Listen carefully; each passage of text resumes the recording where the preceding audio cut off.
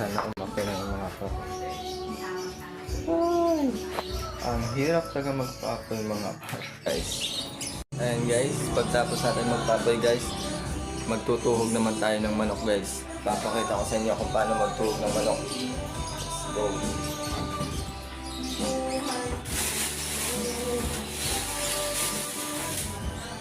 Kung medyo frozen siya guys, kailangan natin ibabad ang manok para hindi maging frozen. Malay nyo guys, meron tayong makita dito ng hindi frozen, hindi na lang gagamitin natin.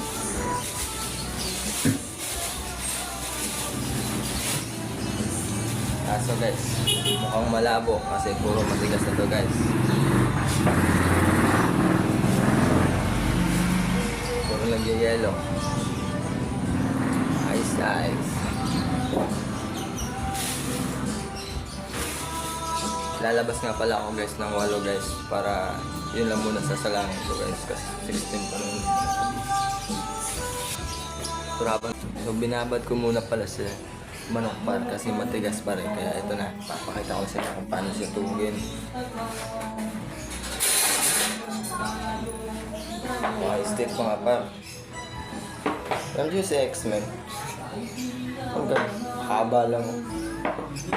So ganda naman para papasok ito sa liig pa. Tutok sa pakpak. Sa pakpak. Pagila. Dimusep. Ganyan na siya pa. Pasok. Sige lang tayo, dala mo na.